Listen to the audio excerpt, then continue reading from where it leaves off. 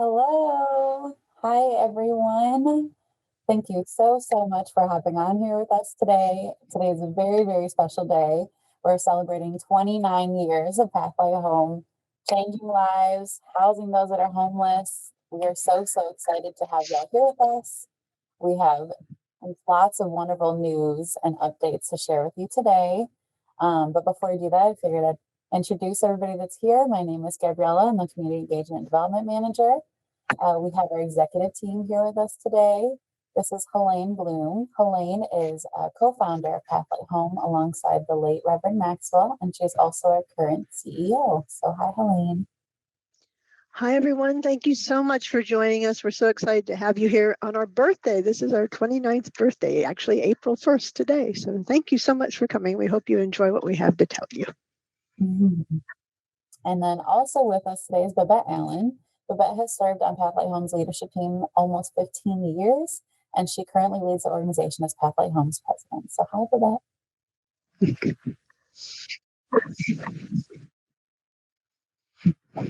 Wonderful. So for those of you who might not be familiar with Pathlight Home, Pathlight Home's mission is to change the lives of those that are homeless here in Central Florida, and we do so through the Housing First method and permanent affordable housing.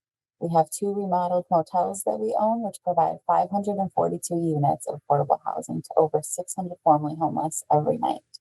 Today, we have actually housed over 7,000 homeless in the last 29 years, which is amazing. A lot has changed. We've come very far.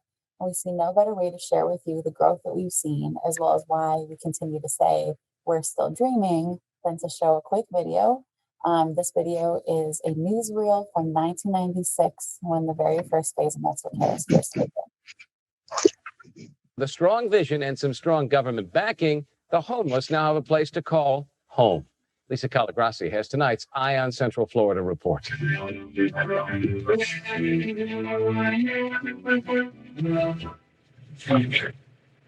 Home for Terry Terrain used to be the Salvation Army. Now he has his own room with his own bed and bathroom at Maxwell Terrace Apartments. I'm really impressed behind because I used to be homeless, and for a program like this to come along, it has helped me out a lot. Maxwell Terrace is a converted wing of the Ramada Inn on Colonial and John Young Parkway. Funding for the project came from a $4.8 million HUD grant. The greatest need in Orlando's homeless community is housing for single people. These rooms are designed for one person only. No roommates, no families. So far, they've rented out all 75 rooms, and there's still a waiting list of 200 people. Residents are required to maintain their assigned dwellings. Potential Maxwell Terrace residents must be screened first and pay rent according to their income. Alexis Bouchard pays $130 a month. That includes utilities. Now she says she finally has a place to call home for the holidays. It's just great. It's wonderful having a place to live again after being in a homeless shelter or having to rent rooms or have roommates. And those situations that aren't good. And it's very safe here. That's the kind of reaction Reverend Freddie Maxwell has longed to hear. The complex is named after him, but he gives credit to a higher authority. I cherish that name, but I have a better name, Almighty God Terrace Apartment. Maxwell's dream to help those without a home started 13 years ago. Now his dream has finally come true, but he's not finished yet. I'm still dreaming. I'm still dreaming that we will become able and sufficient to increase the housing of homeless. This is merely a beginning.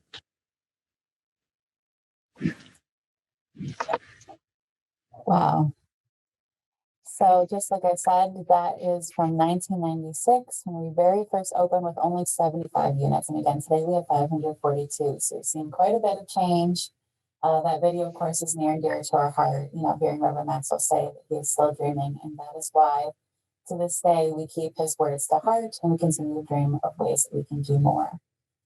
As was mentioned in the video, the main focus that we've had to date has been on single older adults because that has continued to be the greatest need. Unfortunately, as of late, we have started to see the need extend to families as well, which is why we are looking to expand our services to families too. Quick note before I share this on to Helene, we will be having a Q&A at the end. But if you wanted to submit questions throughout us speaking, you're welcome to. I will be monitoring the chat and I'll keep note of them. And if they aren't answered, we'll be sure to answer them at the end. But Helene, would you mind sharing a little bit about where the idea of housing families came from and, where we're at with that? Sure. Thank you, Gabriella. So back in 1991, when I first met Reverend Maxwell, his desire at the time was to actually build housing for families. That was what he felt was what was really on his heart. And then as we talked about, he wanted to serve the least among us and he wanted to help homeless persons. And he loved families and he really loved everybody. And as we talked about the need in the community, it became clear that we needed to address the issue of single persons homeless living on the streets that had mental illness, substance abuse, and other issues. But there were just lots of them, hundreds of them. And so we went to work trying to find a way to solve the immediate problem. And so over the last 29 years, we've developed over 500 and some houses now, units now, so that we can get homeless persons with mental illness and substance abuse issues off the streets. And we've been successful in doing that. And along the way, other groups came along and saw that this was a need as well, because back when we started this in 92, it was not very well accepted. Everybody said it's not going to work. You have to have 24-hour coverage. You can't let people live by themselves who are mentally ill. That won't work. I mean, there was a lot of community opposition. But over the years now, it's changed and people want to make this happen. The community wants to make it happen. And as that's changed, the need has now changed as well and is more directed towards homeless families. And so we were looking at that now it was time to return to Reverend Maxwell's original dream, which just fit with his still dreaming, and which because we feel like he's still with us. I mean, watching that video is just really very touching. Hearing his voice. So we are very excited to move forward after the original dream and continue building on what became the dream. And so that's how we got here to today. And I'm going to turn this over to Babette, who's at Maxwell Garden in looking at what we're going to be doing with this home that we want, the demonstration home that we're going to create. Babette? As you can see, I'm at Maxwell Garden Apartment, and right behind me is a wooded area where we plan to put our demonstration home. And our dream is to house a homeless veteran family. And I'm going to, Gabriella, can you put up a picture of the home so I can explain it to everyone? It's going to be right here in this location. Let me move over a little bit. In this wooded area behind Maxwell Garden. And the home is going to be the layout of the home will be a 3-bedroom, 2-bath, ranch-style home, full kitchen, small patio area for them to sit, as well as a small storage space. Right nestled near Lake Holden. The paint colors for this home will be a creamy, beautiful creamy color on the exterior, as well as accented dockside blue, which we believe will look really nice on the lake. Next, I'm going to turn it over to Helene, who's going to talk about our next step. So we've been working on our demonstration home project for about 2 years. And it's taken that long because there's so many pieces that have to happen when you're developing affordable housing, and especially when it's affordable housing for the homeless. So we have an architect engineering team, and we've worked with them, and we've developed the plans for the home. You saw the exterior and the interior. You good? Okay. And so we're at the process now where we're about ready to apply for permitting. So that could take another maybe 3 to 4 months once we actually get in. We have the funds to, I believe, apply for the permitting.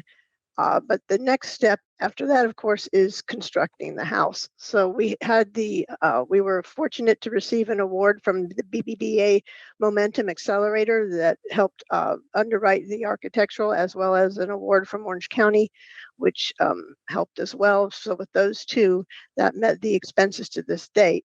But now, in order to move forward and build the house, we're looking at about another $180,000 that we'll need to make that happen. So we're working now on how that will come about. So once we have the funds, we will have the contract. We already have a contractor who's been very helpful. He will work with the architects, and we will get that site done and have the house built. So we're hoping to have it done by the end of the year.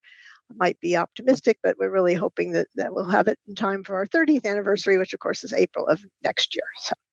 Yeah, so the single family demonstration home is currently our #1 priority project. That's the one that we're really trying to champion and have come to fruition sooner than later, hopefully. We're very excited about this coming together, and really blessed to have the land already available and the plans together to kind of keep moving forward. That is only one of a few plans we have, however, so I'm going to pass it back to Babette if you want to share a little bit more about some other things that we have coming up as well. Yes, and I'm actually going to pan over for you so you can see additional space behind Maxwell Garden, where this is actually parking space that's minimally used right now for the apartments that we have. So our goal, of course, is to look for ways to utilize this space to provide additional housing. That's one of our dreams. Another goal we have is to continue scouting for motels within the Central Florida area, so we can continue to provide housing opportunities, as you saw on the video, to persons who remain unhoused. So that is definitely a continued dream that we would like to continue doing. Another exciting dream we have is to develop a property management division within our organization. And currently, we are already providing services and property management outside of our own properties that we own. So we believe that if we provide this service to organizations and communities or companies within the community, not only will they be able to provide housing, but they'll know how to provide housing with services, because we've learned from statistics that persons who receive supportive services tend to stay housed longer than persons who don't. So that's one of our exciting opportunities that we're looking for. We hope you stay connected to us so you can follow us along this journey. Gabriella? Perfect. I'm seeing all your notes, and I'm so sorry, but I don't know why it's not wanting to show a lot of what Babette is saying. So I'm going to actually pull us back for a second, and I'm going to share my screen to show a couple of the wonderful images. And unfortunately, you were missing out on, and I'm so sorry about that. But I'll share with you one of the things that Babette had mentioned was the floor plan. Again, I apologize that we're kind of going back here. I'm hoping that you all see this right now. Yes, this is the 3-bedroom, 2-bath ranch style home layout, and you'll see a full kitchen, a front porch area, a small storage space nestled. Well, you can't see Lake Holden, but it will be nestled near Lake Holden. Yes. Other image that we had missed, again, I know I'm going a little bit back in the itinerary here was the picture of the house. So I'm pulling us back really quick to share this as well. And so this is what the front image of the house will look like with the paint colors Yes. picked out as well. And those colors, the exterior of this house colors will be a beautiful creamy color, as mentioned, and the accents will be a dark sky blue, which we believe will look really nice on the lake. Yes. Just like I mentioned, that's the project that's most coming together. It's happening. We're ready. We're, of course, hoping to include you all in the support as we move forward with this project and expand to families, because that is a rising issue that, we want to address as well. We are so thankful to have made it 29 years. We're so excited to be here. Lisa and my brother, we're here to celebrate what we've done, then to look forward. So we're really excited to, have the opportunity to do all these future projects as well. And so the way that we are doing this is we've now started the Still Dreaming Fund after, Reverend Maxwell's really sweet words that we showed at the beginning of this video. And what the Still Dreaming Fund will go towards, and that will be an ongoing fund until, further notice, I guess you can say, that will go towards any future projects. So whether it's new builds, whether it's motels that we're acquiring, maybe remodels and updates to our current properties, anything that will enable us to expand our services is what the Still Dreaming Fund will go towards. And so that starts with today, our 29th year, 29th birthday. And it's kind of a little fun thing with that. We're asking whoever would like to, if you'd like to donate $29 to celebrate 29 years, that'll help get us started towards, I know Helene mentioned one of our next steps is getting the permits approved in order to build the house.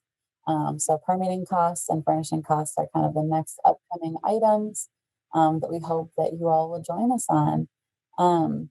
We do have a couple more exciting announcements too that we wanted to share. So for one, Maxwell Terrace has a community garden, and we are planning on remodeling and upgrading our community garden. We're hoping to make it wheelchair accessible, so it has raised beds so that those who have disabilities on property will have easier time accessing the garden. And that way it'll provide fresh foods, herbs, as well as a nice hobby for our residents. We are currently in a contest, the Nature's Good Gardens for Good contest 2021, where it is entirely public voted. So if you all go to the website, type in Maxwell Terrace and vote for us, we would so appreciate it, as we're really excited that we're gearing up to put this garden together either way, but this would obviously push us forward and timeline wise, how quickly we can get that done for our residents. And the residents know about it and they're very excited too. So we're hoping to see this come together sooner than later. And I'll put that link in the chat in just a moment so that whoever would like to can go ahead and submit a vote for us. Lastly, we would love to give a first look at Pathlight Home t-shirts. So I'm going to share my screen. Please let me know, as you have done so wonderfully so far, thank you, if for any reason you're unable to see what I'm sharing. And hold on, I'm still getting it ready. Yes, we're excited about the garden as well.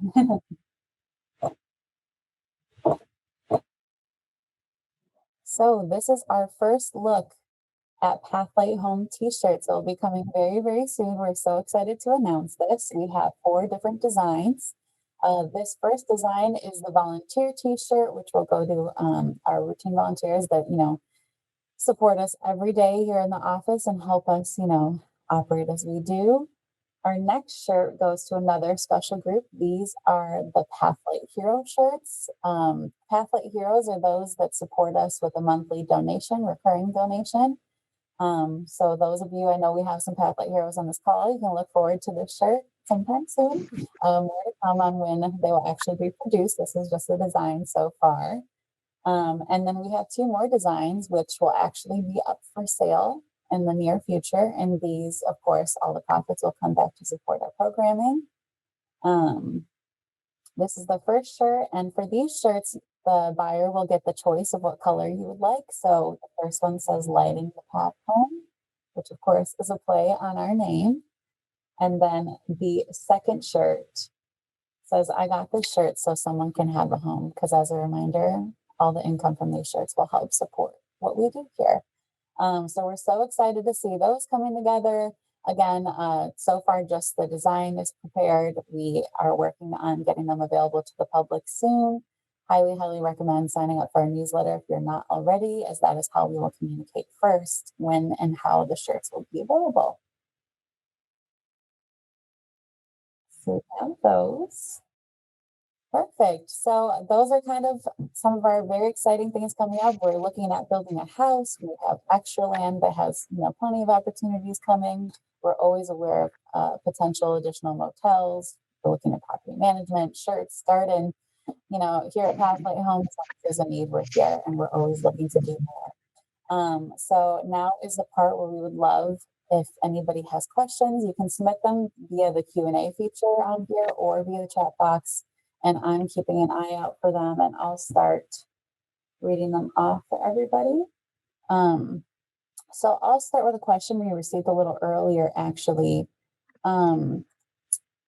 Babette, if you want to answer this one first, we can start with you. Somebody had Okay. asked, is the home for one family? Yes, it will be for one family. And our dream is to house a homeless veteran family.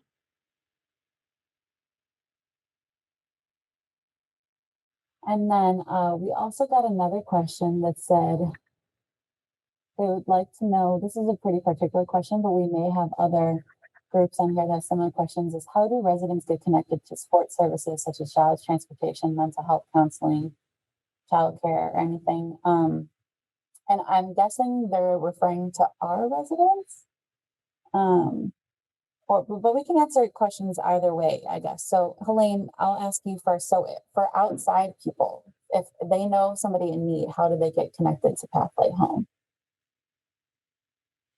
Well, it depends on if it's a chronically homeless person, those persons go through the coordinated entry system, and so they're referred to us. So they need to go through either the hub through HSN or through calling 211, which can also refer them for how to get to us. And they can also, our website talks about the process, so they certainly can look on our website for that. Okay.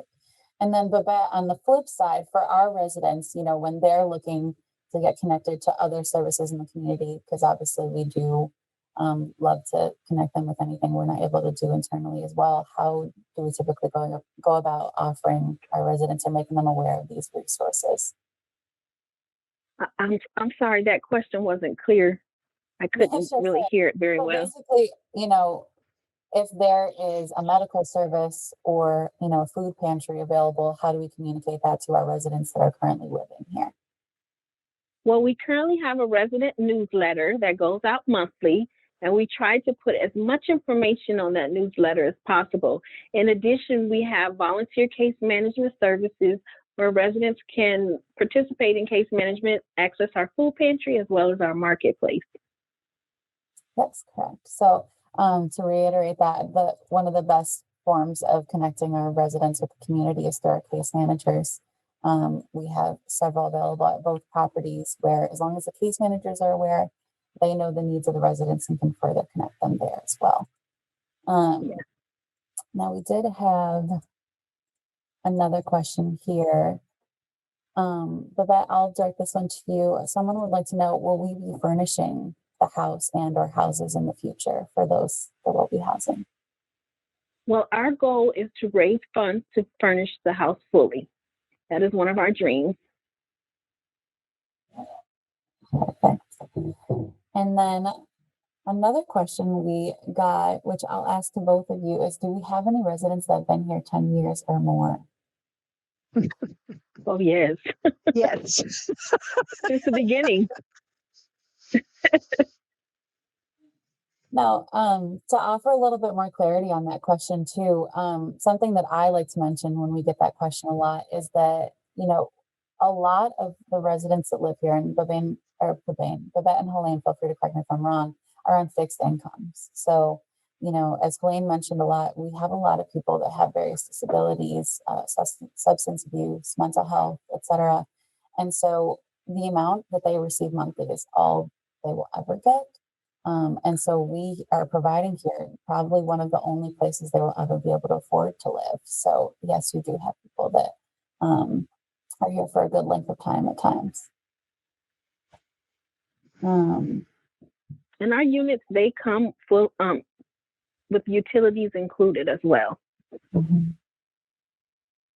Helene, I'll ask this question to you. Someone would like to know, how long will a family be allowed to stay in the new home?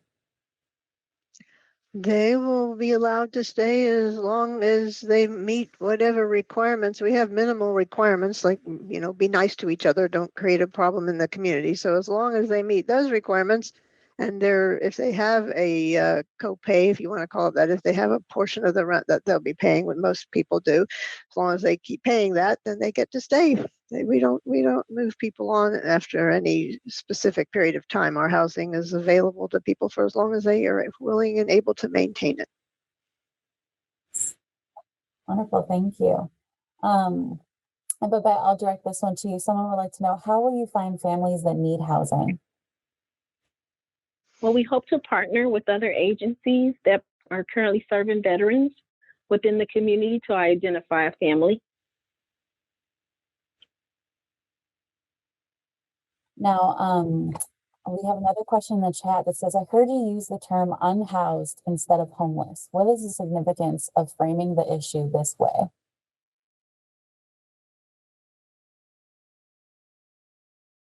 I'm sorry, I don't.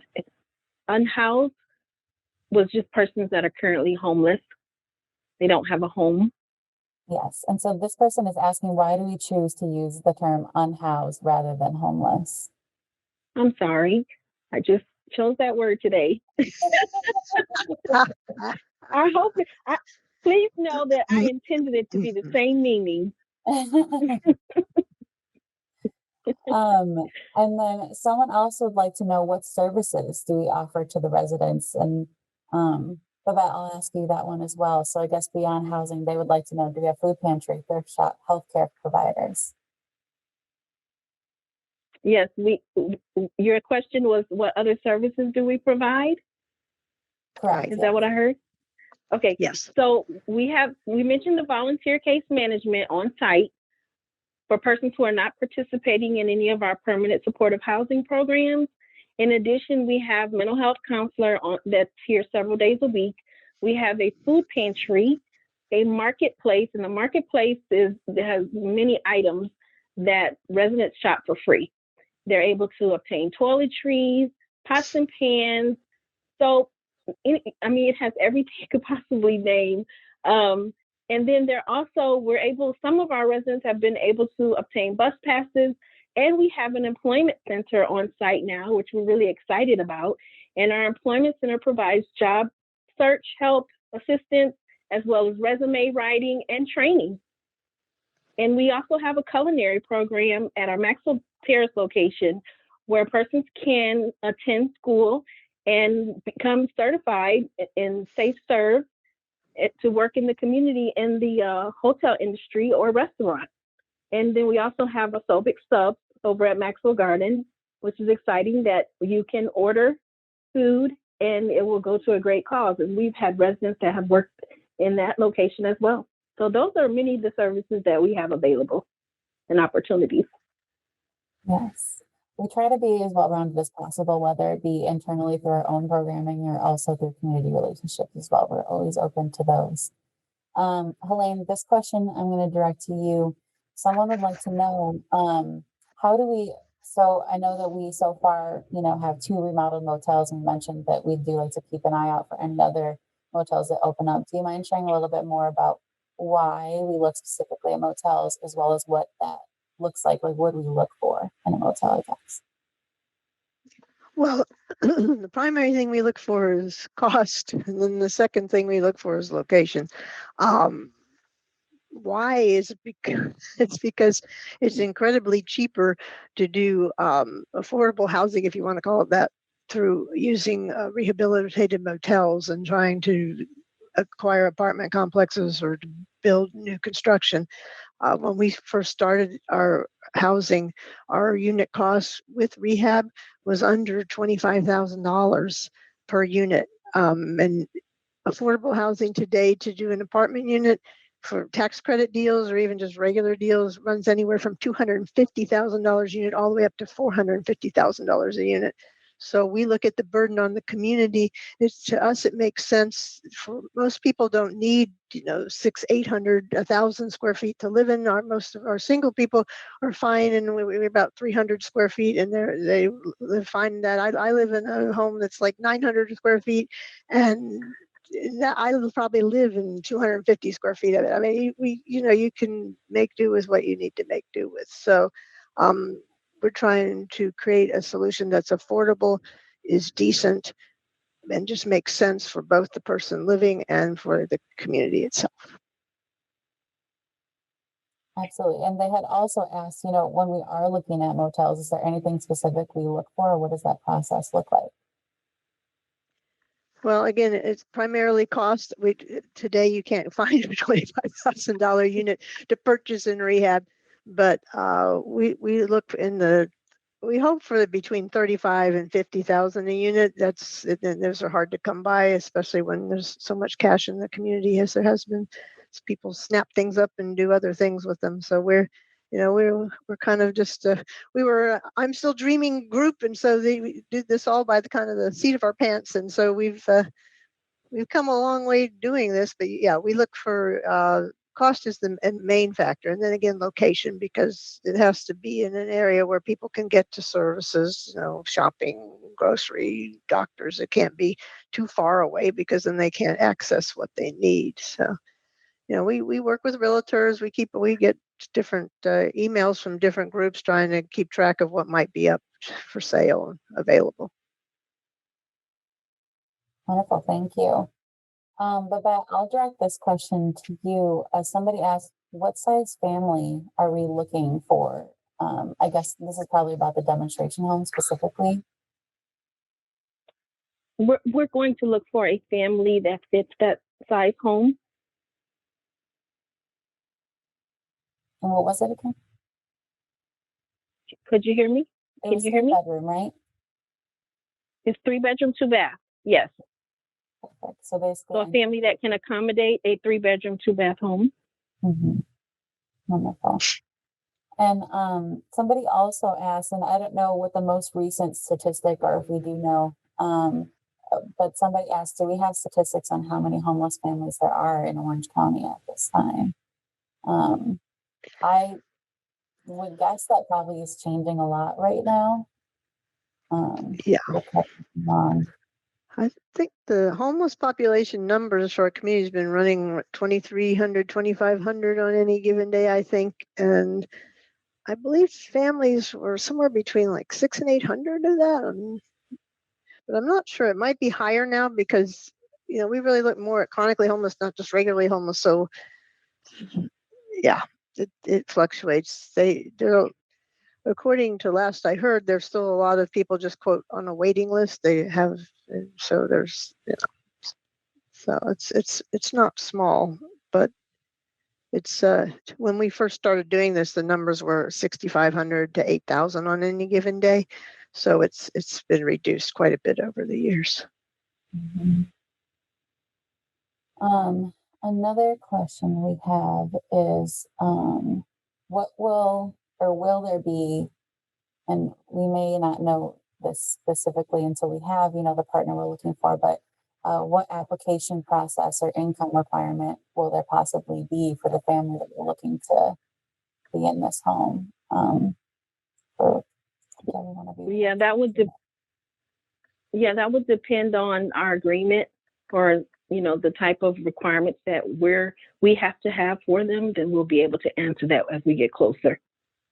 Yeah, when she says agreement, she means the type of funding. So if we get we get money through a federal home program to help build the house, then it would depend on the qualifying requirements of there. But pretty much we don't house people over 80% of median income, right, which for pretty much all of the government requirements is considered 80% is high-low income, right? 80%, or is that moderate? High-low, yeah. So. 80, yes. Exactly. Helene, I'll ask you this question too. Someone's asked, what has been the biggest barrier to expanding housing, and why now? The biggest barrier. Probably money is the biggest barrier, unfortunately. We don't have ready access to cash. And so when you want to develop housing, you need ready access to cash. And so in order for us to do a project, we have to go find funding sources. And so when you have a project that's ready, people that have cash go run and put the cash down on the project, and then you've lost your project. So that's the biggest barrier. What was the other question you said? Was there Why another now? part to that? Moving forward now. Why now? Because we're stable now. We've over the years we're in a good position to look to go back to Reverend Maxwell's original vision, and because the time is right in the community in terms of need, it makes sense. And I don't think we mentioned, but when we acquired Maxwell Garden, we acquired the property where this demonstrations home is going to go. So it didn't cost any additional money to have the land for this project, which makes a big difference in the cost. So when we say 180,000 to build the house, that's what it is. 180,000. It's not another 200,000 for the land. I mean, that's already there. So Wonderful. But I have another question for you. Somebody asked, are we open to accepting donations of materials to build if someone were to have that connection? yeah, absolutely. Oh, definitely. Especially, we have our contractor put together specs for the home, so we definitely are welcome to donations. Wonderful. And I guess kind of on that note, what kind of collaborations or partnerships would be beneficial, do you think, in the building of this house? I know we talked about hoping to get connected with an organization that works with veterans so that we can get a family that's in need connected to the services. But are there any other collaborations or partnerships do you think would be beneficial to this process? Well, I mean, we partner with the county, we partner with the city, we partner with a whole bunch of organizations. We're trying to partner with the home builder. I mean, there's a lot of people that we partnership with. So we're always open to suggestions. If somebody thinks of something, We're welcome to partnership. Yeah, we don't know everything, so that's for sure. Yes, we're welcome to partnership. Perfect. And then I think we'll just do a couple more because we're running a little low on time here. But this question I can answer, just asking generally, how can we get involved, how we can support. I don't know if you mean directly with the house or the organization in general, but I can answer both just in case. Of course, when it comes to the house itself, our number one priority right now is raising the funds in order to continue the building, the permits, the furnishings. So the Still Dreaming Fund is a big, big way that you can support and help us, get this house built. That's what kind of our next step is in moving forward with this project. And to kind of go off of Elaine and Babette's answers in regards to partnerships, we're very open to saying, who else do we know? What else can we do to make this, project be the best that it can be, right? It's one thing to decide we want to build a house, but how can we do it in the best way that's truly going to be beneficial to the family that needs it? In regards to the rest of the organization, we do have regular volunteer opportunities that happen, weekly, monthly, whatever your availability is. Volunteers here do anything from helping us sort donations to, helping us make copies of those resident newsletters we talked about, working in the marketplace and helping the residents shop their needed items and different things like that. We also do special group opportunities. So if you have a group of anywhere from 5 to 20 that just wants to call me, and maybe we could do a painting day, a trash pickup day. In addition to our services, we do love to keep the properties looking very nice for our residents. Again, they're coming off the streets, the woods, their car, whatever it may be. So a nice painted door and no trash on the ground does make a really big difference for them and their happiness here. And so those are a couple ways. I know we talked about with the shirts of Pathlight Hero. We do have a monthly donor program if you choose to support us monthly, and that helps us anticipate, what we're able to do month by month as well. It is really beneficial to the organization, and I consider it somewhat of a volunteer opportunity as our Pathlight Champion program. That is something else you can sign up with. online. And I know virtual involvement is very big now. And so what that is, it's our version of an ambassador program where if you sign up, we send out a monthly newsletter that mentions, it'll say whatever our newest campaign or project is. So, for example, our Pathlight champions last month heard about this event before we actually announced it to the public and knew that this was coming.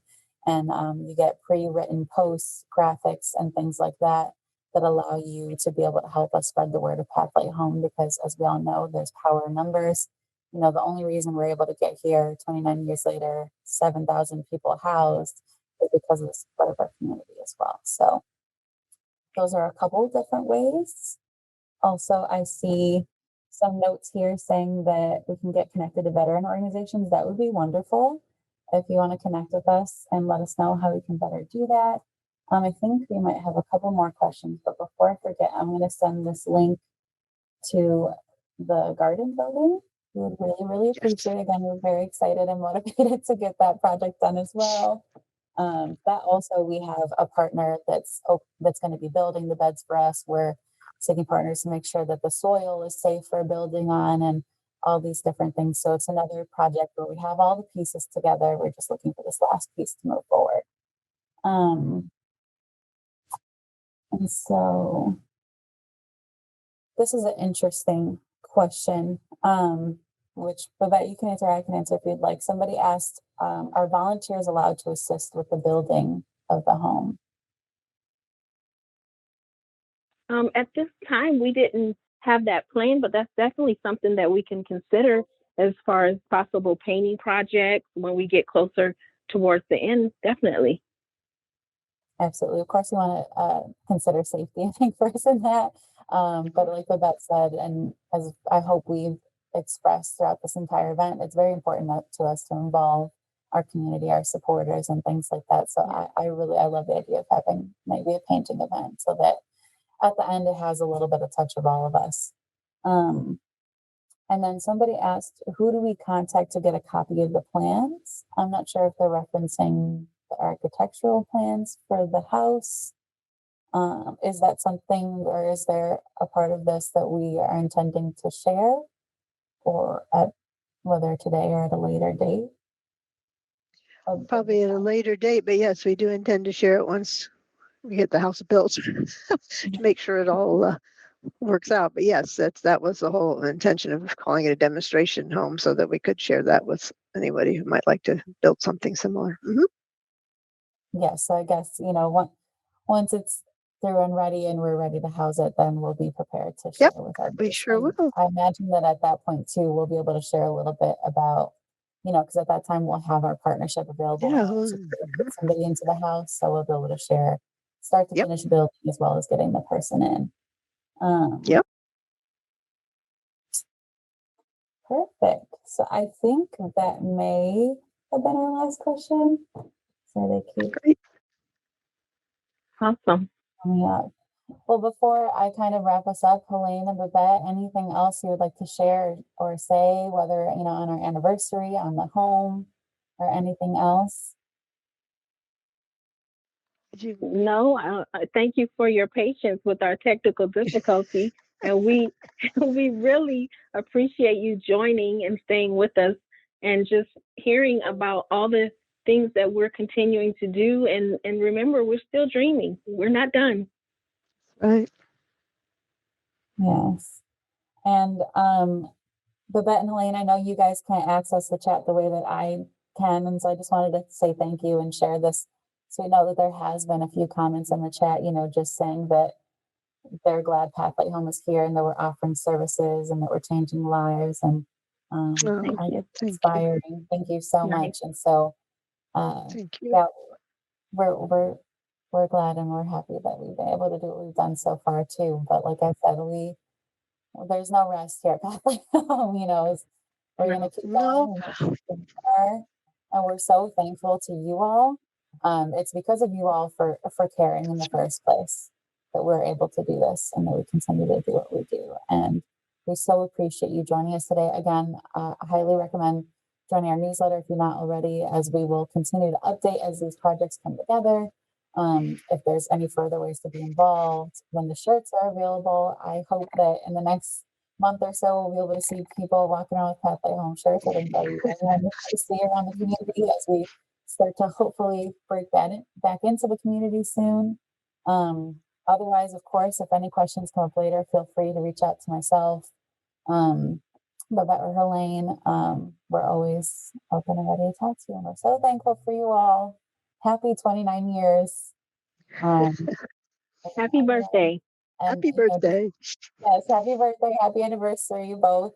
And we truly hope that that video at the beginning, that you understand that that's something that we keep with us at all times. And that's why we continue to do what we do. We're still dreaming, and we hope that you continue to dream with us. So otherwise, I hope everyone has a great rest of your day. This recording will get sent out after the event as well. So stay tuned in your email for that. And thank you so much. Thank you. Thank you. Bye-bye, everybody.